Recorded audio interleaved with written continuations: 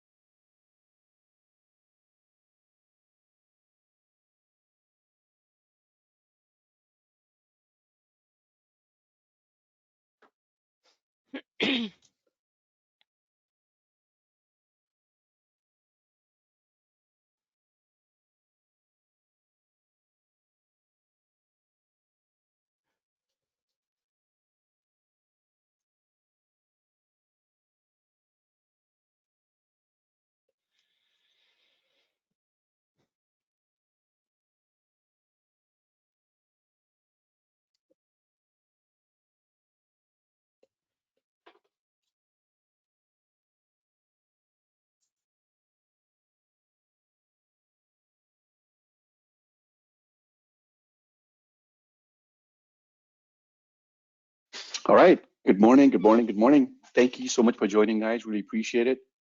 My name is Asim Tareen. I had Alicosoft LLC in US. We're based out of Austin, Texas. Super excited to be here. We have a great session scheduled for today, which is going to be about competitive analysis between Powerproject and Primavera P6. And we're delighted to have Mary Williams as our keynote speaker. And thank you so much for joining. Just a couple of housekeeping items. So this session today is going to be recorded. So in case you miss anything, if there are items that you'd like to share with your colleagues, you will be able to do so. So we will share the recording with you. Everybody's actually going to be on mute. Any questions that you have, please do feel free to type in your questions. We'll try and address as many questions as we possibly can. And in case if we're unable to answer some of your questions, we will make sure to get back to you via email. Again, we'll try and keep this as interactive as possible. So please do keep those questions coming, and we promise you we will get back to you. A little bit about Alicosoft. In the next slide, I just wanted to kind of give you guys a bit of a high-level introduction of Alicosoft. We are a market-leading software that manages the entire life cycle of project management and scheduling aspect of construction. So while Powerproject is our flagship product, everybody knows about Powerproject, we are an entire platform. And like I said, it is an end-to-end solution, and we have various products that can help you along the life cycle of your projects. So you'd see on the left side of your screen, there are certain logos with the product names. I would encourage you to research these. Let us know if you have any questions. We'd love to have a conversation with you about some of the other aspects of our product as well. On the next slide, this is a little bit about Alicosoft, just purely numbers. So, we are a global company. We have offices in the US, Canada, Sweden, Germany, Netherlands, Spain, Belgium, and the UK. We have about 250,000 active licenses and about over 14,000 supported customers worldwide. So it's a growing brand. We have a number of recognizable names, as you would see on the next slide, a number of companies here in North America that use us. And like I said, this number is growing. So, it includes companies that are $1 billion in revenue, and then some of the smaller construction and contract companies as well. So with that, I would like to pass the mic on to our keynote speaker, Mary Williams. Super happy to have Mary over here. And would love to have an active participation by all the members. And Mary, thank you so much for doing this. Really appreciate it. The floor is yours. Thank you very much. Thank you very much. Thank you for attending, everyone. We hope to make this a very informative session for you.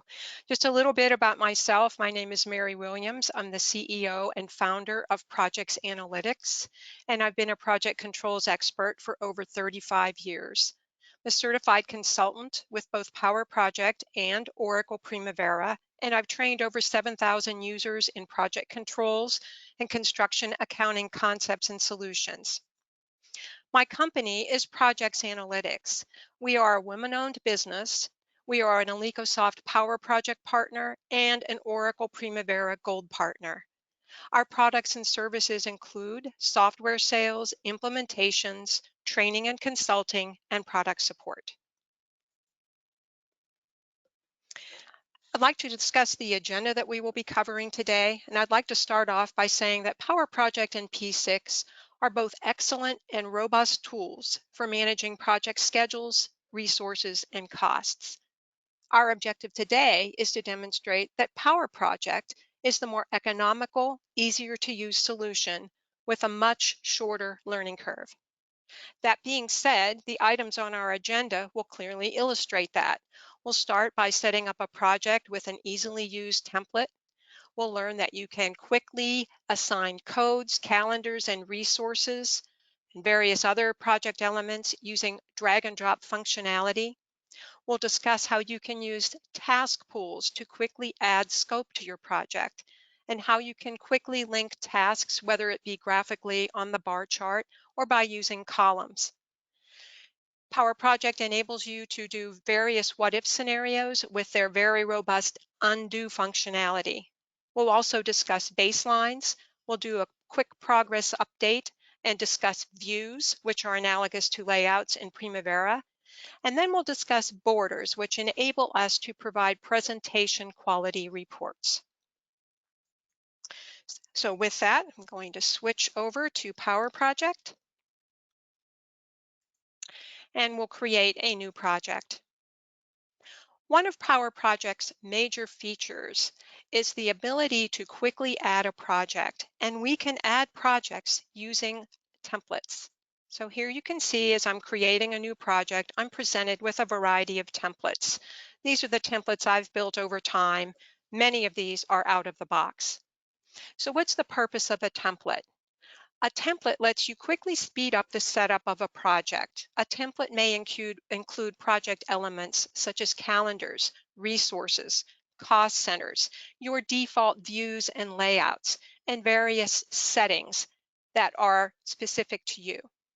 So it helps you set up a project quickly, but perhaps more importantly, it helps you to standardize how you might track and set up and manage your projects throughout your company. It also makes it much easier for a user to just jump in and start using the software from day one.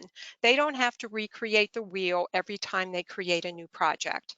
So you'll select the template that you desire to use, and then you can fill in the particulars over on the right-hand side, and then you're opened up into a view.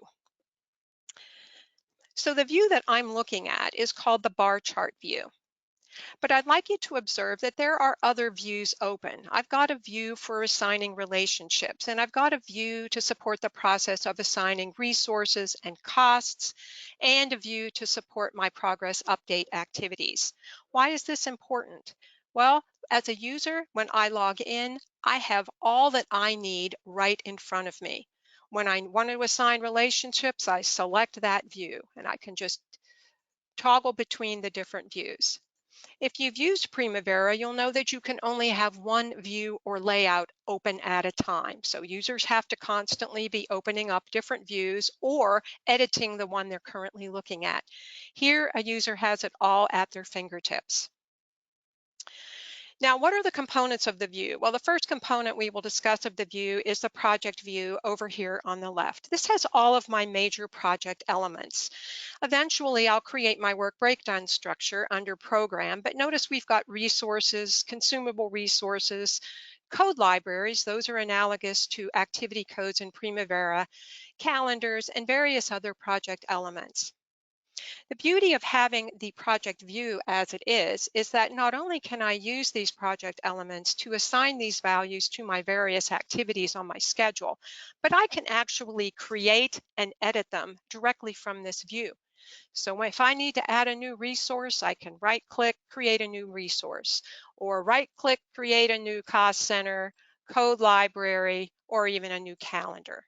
I never have to leave my view. I don't have to navigate to a whole new window and navigate through various other windows.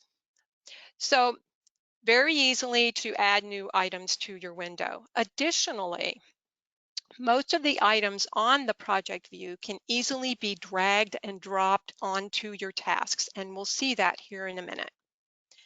Now, the other components of the view, in addition to the project view, are obviously my activity table and my Gantt chart and my date zone up above. I've also got down at the very bottom some detail tabs that I can display. So if it's your preference to work in your detail tabs, you can do so. But I'd like to say that most people just prefer to use the Gantt chart and the table versus jumping down to the detail tabs. Now, once I've created my project or opened my project, I'm ready now to discuss or to consider my work breakdown structure or the structure of my project. And Powerproject actually offers you two different ways to create your work breakdown structure. And I'm going to start out with the easier one, and this is definitely not a feature that's available in Primavera P6. So I'm going to demonstrate the bottoms-up approach, which assumes that I add my tasks first and then roll them up to their WBS parent. So in order to do that, I'm going to start out here on the Home ribbon. And I'd like you to observe that there's an icon with Add Delete Links. And I'm actually going to use a feature there called Link Tasks Mode. And I'd like you to observe what happens. I'm going to draw my tasks directly on the Gantt chart. I'll just draw maybe 5 of them. And you'll notice that as I draw them, I'm also linking them all at the same time. I'll go ahead and put some quick task names in here for expediency purposes. So I've added my tasks graphically on the bar chart, and I've also linked them at the same time. Now I'm going to roll them up to their WBS parent. So I'll select those tasks, I'll select Summarize, and upon doing so, you'll notice I have a grouping band where I can type the name of the WBS element. I'll just call it phase number 1. Now, after I've done that, I can look over here on my project view and notice that I have now a WBS element specified there. So within a minute, maybe 2 minutes, I've done quite a bit as a user. I've added my tasks, I've drawn them on the Gantt chart, and I've linked them all at the same time, and then I've rolled them up to their WBS parent. So you can literally open up Powerproject and quickly start building a schedule using this method. Now, the second method would be the top-down approach, which is the more traditional approach where you build your WBS deliverables first, and then you add the tasks required to complete them. And that is also an option here and is probably more appropriate for more complex projects. Very easily done. I just come over to my project window, project view, right-click, insert a new child summary, pick where I would like to insert it, and then give it a name. This will be phase number 2. So now I've got 2 WBS elements. And the advantage of doing the top-down approach is that once I've added my WBS, it kind of provides an outline to guide me through the process of adding my tasks.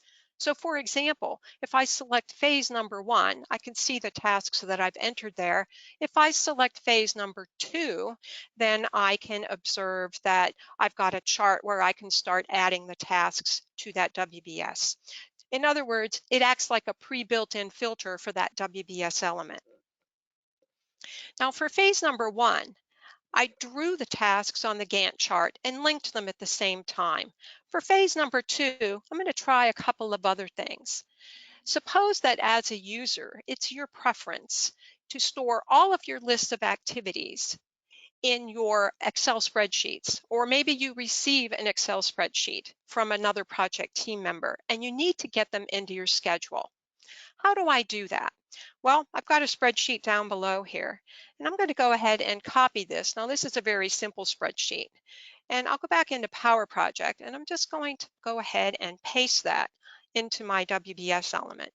So I very quickly added those tasks. I did not have to go through some awkward import wizard to import a spreadsheet. It's much quicker. Now, I'd also like to show you how robust the undo is, and I'll be doing this throughout the presentation. So up at the top left corner, I've got undo. And when I select undo, notice how that completely takes away that last step. So undo can be one of your best friends when you're using Powerproject, particularly when you get into testing what-if scenarios. Now, let's suppose that we're going to build a tall building, and we've got many floors to the building, and we've got various scopes of work that will occur on every floor. Let's say painting, plumbing, carpentry, electrical will happen on every floor. And we would like to track that scope of work for each of those items like painting and plumbing separately by floor. Now, in a tool like Primavera, you would need to enter each individual task, and they would have to be dealt with separately. In Powerproject, you can have multiple tasks per row. So I'm just going to add 3 tasks on this row. And let's say they each represent, one represents floor 1, floor 2, floor 3. I'm going to go ahead and put a summary name here. This will be paint. So when I need to produce summary level reports to submit to a customer or to review with executives, I can collapse those all onto one row, making it quite concise. But when I need to manage the project, I might want to expand that. And so what I can do here is I can give these each a separate name because they are in fact separate tasks. The difference being is how I display them. So here I can see that I can manage them separately. I can assign different resources or different codes, different subcontractors, and so on. But when I want to report on them and I need to have a more concise view of the schedule, I can easily collapse those. And there you can see it's just collapsed onto one row. It's a very unique feature of Powerproject. Now I'm going to remove that. Another method for adding tasks quickly would be to use the task pools. I mentioned earlier, task pools help you quickly add scope to your project. Task pools come in or are imported in with a template. So for example, if I select superstructure, I can see I've got a list of tasks and that they are already linked. And you can even assign codes and resources to them as task pools. So how do I add those to my project? Guess what? I drag and drop. I click, drag, put on top of program, and then select where I would like to put this. And I just put it at the end. So now that superstructure is part of my project. Now I'm going to undo that.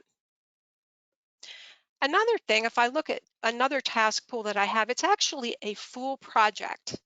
And I can actually drag and drop either a component of the project or the entire project.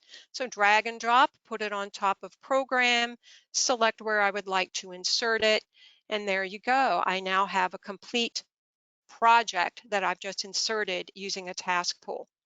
So that's very effective for repetitive types of work that you do to enable you to standardize how you might set those up and then make it real easy to include it in your project scope. I'm going to undo. Now at this point, we've learned numerous different ways for adding our tasks. We can draw them, we can type them in onto the table, which is what I'm doing now. We can use task pools and we can copy paste. So I'm putting 5 tasks in and I'll go ahead and put the duration of the first task and then copy paste down the column just to make this quick. If I select program on the left, I can see all of my tasks displayed in front of me.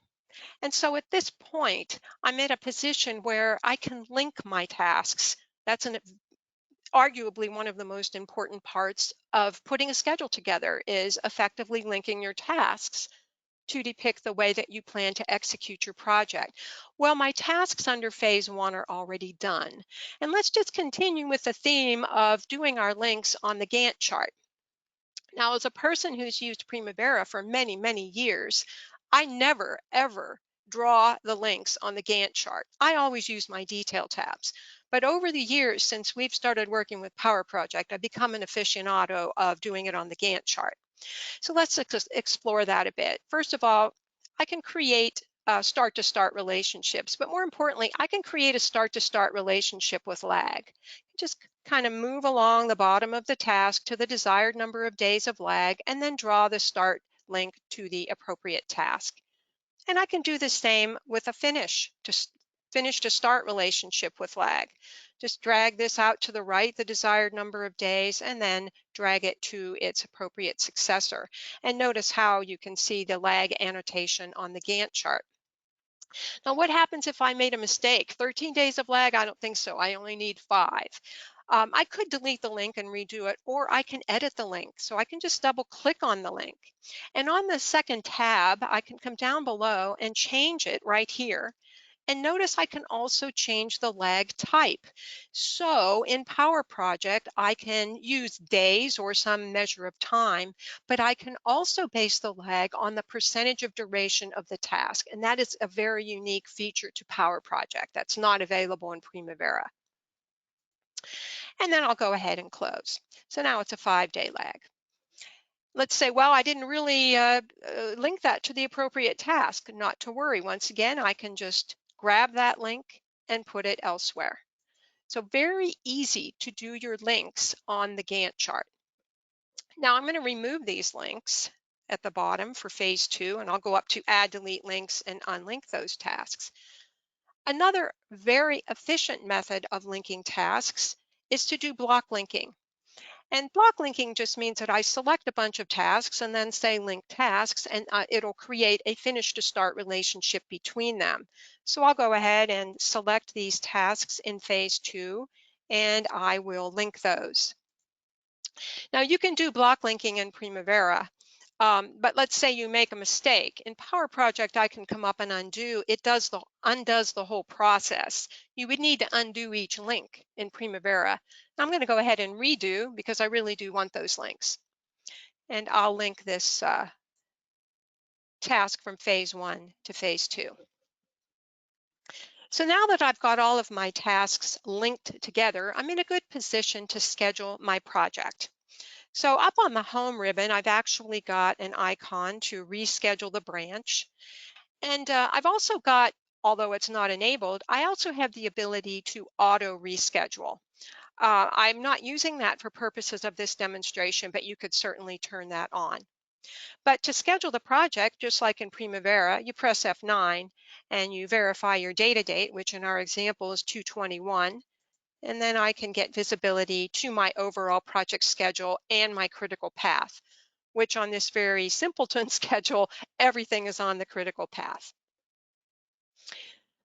Okay, so let's explore our what if scenarios a little bit. I'm going to add a column. So you can see how easy it is to add columns. I'm going to add a column for calendar.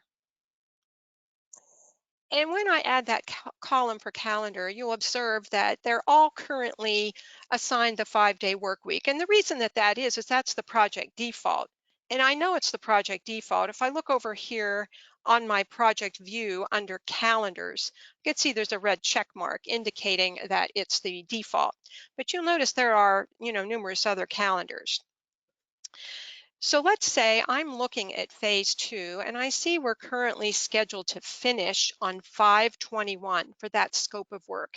And I'd like to explore if I could improve that date significantly by changing the calendar of the tasks in that WBS or in that scope of work. So I can very easily change the calendar using drag and drop functionality. So I'm going to select the first task in phase 2 and control or shift click to select them all. Then I'm going to drag and drop that calendar onto one of those selected tasks. And as soon as I do that, you'll notice in my calendar column that it's reverted to a 7-day work week now. Now, because I don't have auto reschedule on, the schedule has not changed. So I'm going to reschedule. So I'll press my F9 and I'll reschedule. And what I can observe then, it's okay, yeah, that did improve things. Now I can finish on 5/11 if I use a 7-day work week. But one of my subs or some of my resources, they just can't make it on those days. So I need to revert back to the 5-day work week. And this is really an important concept with Powerproject. So I'm going to undo what we just did. So remember, I changed the calendar and then I rescheduled the project. So I want you to watch what happens here. And you can just focus on the finish date of phase 2. I'm going to go up and undo. And you'll notice that my finish date goes right back to the original date. In other words, I was able to undo a schedule calculation. And then if I undo again, I undid all of those calendar changes. So it makes it very simple to perform what if scenarios, whether it's at the beginning of the project or as your project progresses and you encounter delays and that you need to run various different test scenarios to see how you can mitigate your delays. And that's particularly important if you have liquidated damage clauses. Now I'm going to go ahead and remove the calendar column just to make things a little cleaner here. And I'd like to discuss the process of assigning activity codes or code libraries in Powerproject. Now let's assume that we're planning to sub a lot of the work out on our project.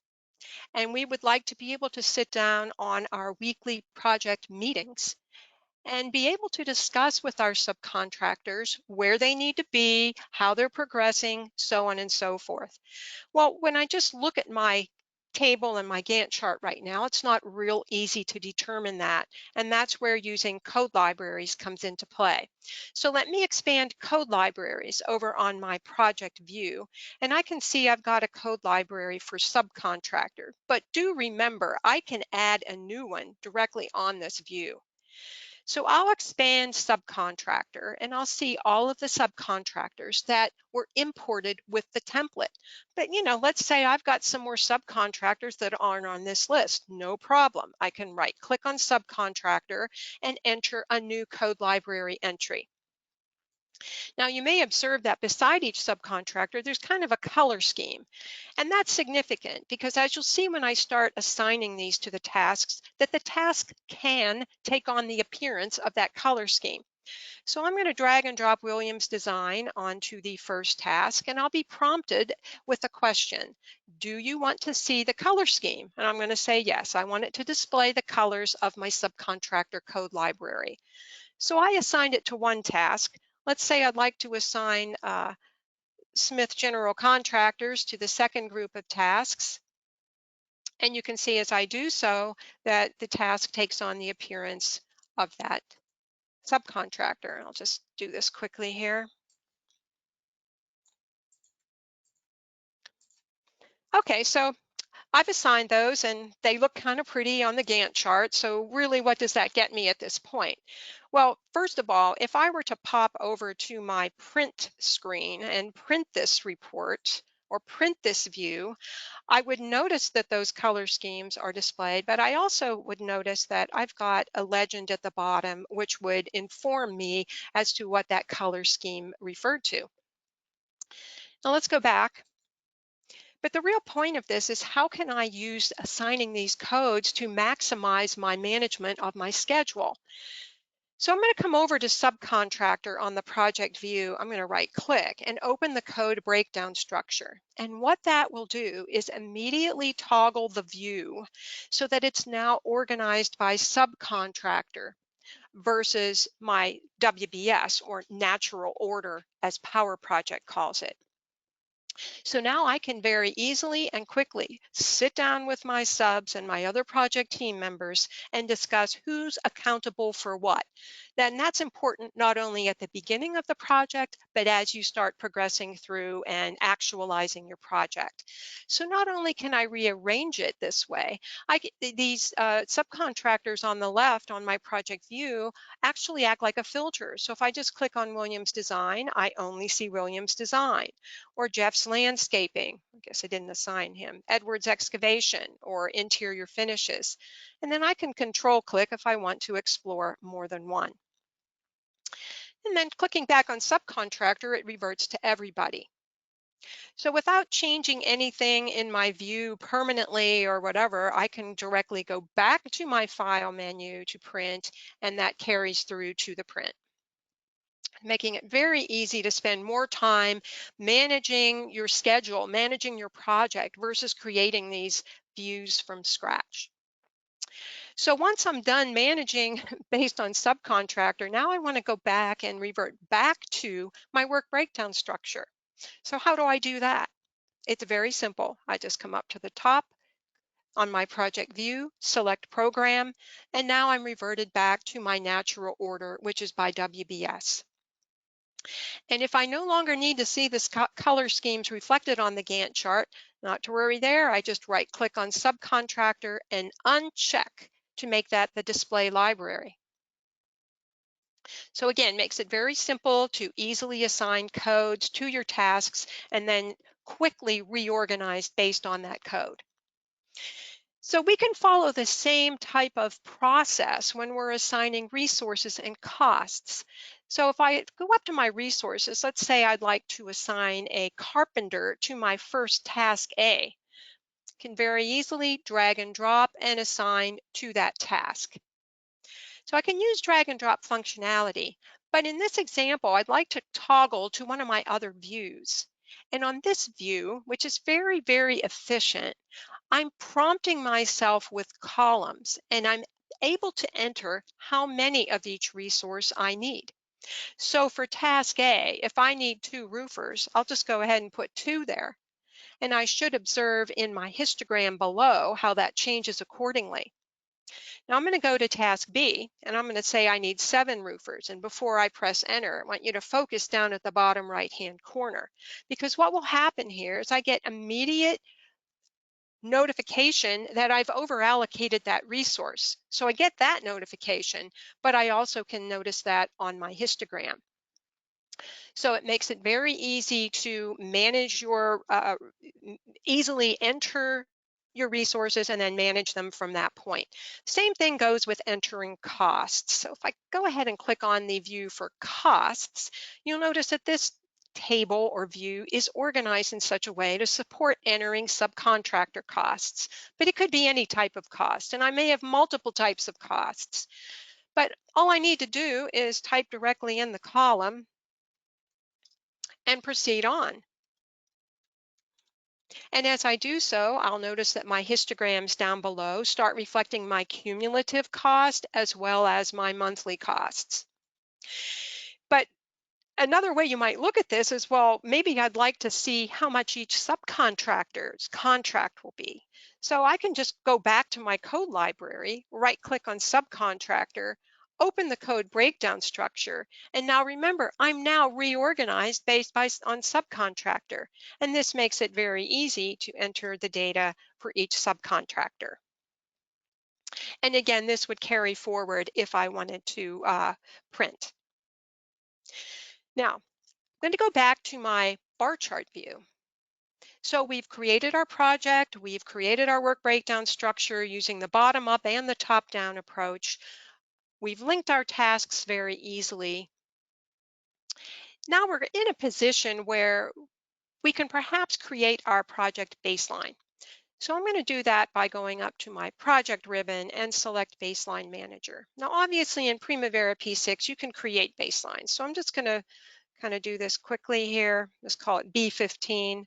Can put some additional text here for any contract assumptions and things. And then I'll just go ahead and press through the wizard. And when that's complete, I'll see my baseline bars displayed on the Gantt chart. And I could obviously select it and change the color scheme below if I don't like yellow. Now in this dialog box, I can have unlimited baselines. But and you can do that with Primavera too, but where the difference comes into play is how many of those baselines can I display on my Gantt chart? In Primavera, you are limited to 3 baselines that you can display for comparison purposes against your current project activity. Powerproject has no limit there. Now, at some point, too many baseline displays would be quite unwieldy to view, but you can understand perhaps having more than 3. So you might want to have your original baseline, maybe a revised baseline, and maybe you like to record or save every update you do as a baseline and display some of those to compare against your current progress. So Powerproject allows you to do that. I'm going to go ahead and close. So upon completion of our of our baseline, we're in a position to perform a progress update. And once again, I've got a view where I've teed up to efficiently perform a progress update. So let me just review some of the columns of this view. First of all, I've got the obvious columns that I need to enter data into, such as actual start, actual finish, percent complete, and so on. If I move to the right, I've got additional columns, and you don't really have to have this on a view when you're progressing a schedule, but I like to see this information. All of the information from planned percent complete to planned finish are being retrieved from the baseline. And I'd like you to observe that we have a column here that represents some indicators. And of course, you can have indicators in Primavera, but in order to populate or change or reflect changes to those indicators as time goes by, you need to run a global change. And not every user is given the permissions to run a global change because it's quite impactful. In Powerproject, I can just add a formula. So if I go to my table definition regarding my formula, regarding that column, I can see the formula that's been entered here that will return a particular indicator based on the finish variance. So that column changes dynamically as my project progresses, and we'll see that here in a minute. Now, the first example I'm going to do is going to be a very simple project update. Let me pull some more of my Gantt chart in and adjust my view just briefly here. So step number one is I'm going to move my data date forward to my new expected data date. So I'm going to double click on the Gantt chart. I can do this directly on the Gantt chart. Double click, change the date to my new data date, and it's going to be, let's just say 4/26. Now, as soon as I do that, I will notice that my data date is now wrapping around those tasks that should have had work performed during that reporting cycle. So I get a quick graphical depiction of that information. And if I move my columns to the right, I'd like you to observe that in my planned percent complete column, I also am being informed as to where I should be at this point in time if everything were going according to my baseline plan. Now, so how do I update then? Well, I can obviously select actual start, actual finish, and if the task is still in progress, I can report percent complete or remaining duration. Piece of cake, right? But let's make it even simpler. Let's suppose everything in phase one happened as planned. I can hover over the Gantt chart on the summary task or on the WBS task and right click and say progress up to my project report date. And when I do so, you'll observe now that everything has been updated underneath phase number one, and I can see that there's no finish variance. If I look at the task number one under phase two, it's supposed to be 100% complete, but let's say I've got a big problem here, a site problem or whatever, so I'm not going to progress that at all. Nothing happened on it because we had some site damage. So I'm just going to go ahead and reschedule. And what we'll observe here, we can see that it's been rescheduled based on the new data date. Now, I can't tell right now just by looking here if I've had a delay or not. So I'm going to go up to my format ribbon. And on the format ribbon, in the middle of the format ribbon are a series of icons. These are called show hide switches, and they enable me to quickly toggle off and on certain items, certain displays, one of which is the baseline. So I'll go ahead and click baseline, and there you can see we've got some major delays here. And since these tasks are in the critical path, and if we have liquidated damage clauses, we need to pay attention to that. Now I can actually quantify that by looking on the finish date column, finish variance column, and then I can also notice that my indicator has displayed that I'm in trouble as well.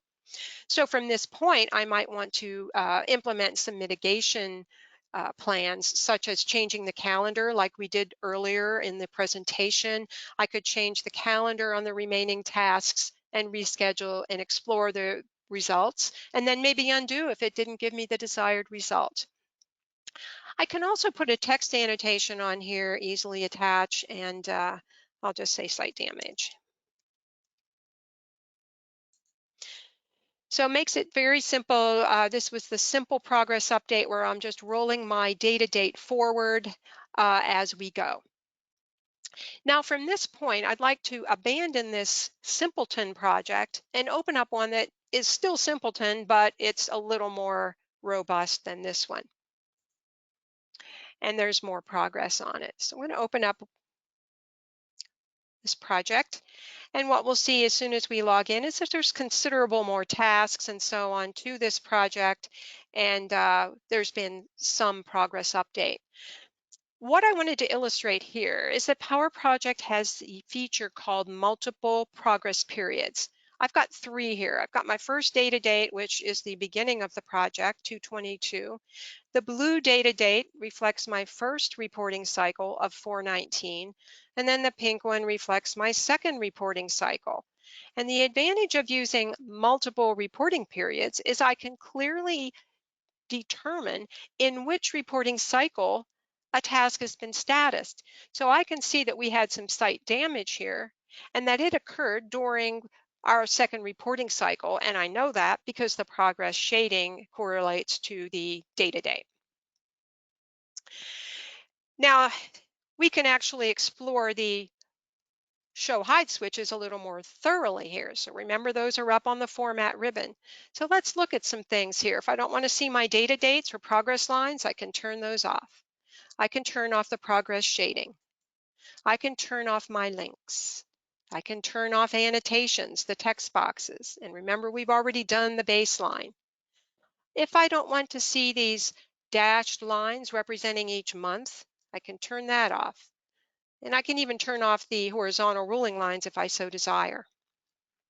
On the bottom row, some of the more relevant items, if you notice, we've got these 2 blue kind of dashed lines that represents holidays that might impact work. If I don't want to display those, I can turn those off. I can turn off the vertical shading that I've used to bring attention to that time period where we had a problem. So all of these things are there to facilitate your ability to communicate effectively, not only to your own internal project team, but also to the owner. Now, lastly, I'd like to go to File Print and just discuss how we can produce presentation quality reports, because this is quite unique with Powerproject. I'm just going to select the first page. So with Powerproject, when you print, it's really a combination of 2 components. You've got your view, which here we can see our bar chart view, and then you've got a border. And a border is the header, the footer, and the left and the right margin. So I don't really have anything on my header, but if I scroll down to the bottom, I can see the footer includes a logo, some text boxes, some merge fields from my project. Borders are entirely independent of a view. A view can use multiple borders. So as I bring my bar chart view, I can change the border. Let's say I switch to something else. I can easily toggle that back and forth. You can see some examples of the out-of-the-box borders. But most customers put their own logos and things on here. So a view can be used with multiple borders, and correspondingly, a border can be used with any view. So unlike Primavera, I don't need to pull up a layout and adjust every single header and insert the logo on every layout. I can do one border and use that border across all of my views. There's various items on the toolbar to adjust scaling and toggling between portrait and landscape. That's pretty self-explanatory. I do want to show you the 4th icon from the left. If I forget to remove or display something on my Gantt chart, I can launch those show hide switches directly from the print dialog. So if I don't want to show those annotations, I can turn them off. If I don't want to show the vertical shading highlighting the problem time frame, I can turn that off. So I don't have to go back and forth between the layout or the view and the print screen. I can do it all right here. Now we've covered a lot. We've covered the setup of a project, entering tasks, linking tasks, assigning resources, codes, costs, and a progress update. That kind of brings us to the conclusion of the demonstration portion. And I'm going to just kind of do a recap here, and then I'll take a look at some of the questions. Oops. So let's do a recap of the differences between Powerproject and P6. This is more at a higher level than what we just looked at. First of all, Powerproject has a much lower cost of ownership, not only from the perspective of the initial investment that you make in terms of licenses, but also on the ongoing annual support and maintenance. And perhaps even more importantly, because there's a shorter learning curve, you're investing less money in your training of your users. They can jump right in and start using the software from day one. Powerproject also has very flexible licensing options with both named seat and concurrent licenses. If you've purchased Primavera, you'll know that you only have an option for named seat, and concurrent licenses are a very economical choice for many customers. Another major differentiating factor between Powerproject and Primavera is that all of your support occurs here in the US at the local level, and all of the support folks are experts on CPM scheduling, project management, and the construction industry. So that really benefits our users. Again, this usability and a shorter learning curve also goes to the lower cost of ownership. But like I say, a user can jump right in from day one and start implementing the system. Now, we didn't talk about Powerproject BIM, but the Powerproject does offer a native Powerproject BIM module if you are interested in 4D scheduling, and a site progress module for updating your progress on a project using a mobile device. Okay, so I'm going to take a couple questions here. Question number one is, are Powerproject and P6 compatible? And the answer to that is yes. You can import P6 files in XER and XML format. In fact, you can even import a SureTrack file, which P6 can't even do. And many of our customers are transitioning from SureTrack, so that's a big deal to them. You can also export in that format. And then while we're talking about compatibility, you can also import and export Microsoft project files. Another question is, how do I add a constraint? You can very easily add a constraint. It's very similar as though you were doing it with Primavera P6 and would have the same impact on your schedule. I didn't focus on that today because it's not a major differentiator between Primavera and Powerproject. They both do that. And as Asim mentioned at the beginning, we will respond to any questions that you may have entered during the presentation. So I think I need to thank you very much for your time. I'm going to let Asim cover the remaining process here. Perfect. Thank you very much. Well, Mary, this was awesome. Really appreciate the time. This was great, super informative, and we appreciate everybody attending this and your active participation. And as Mary mentioned, that we did get some questions live. We will have questions as always later on as well, and we'll make sure to get back to you. Also, in order to address those questions and to see whether you have any additional questions or if you'd like to see a demo, we will have one of our regional partners reach out to you.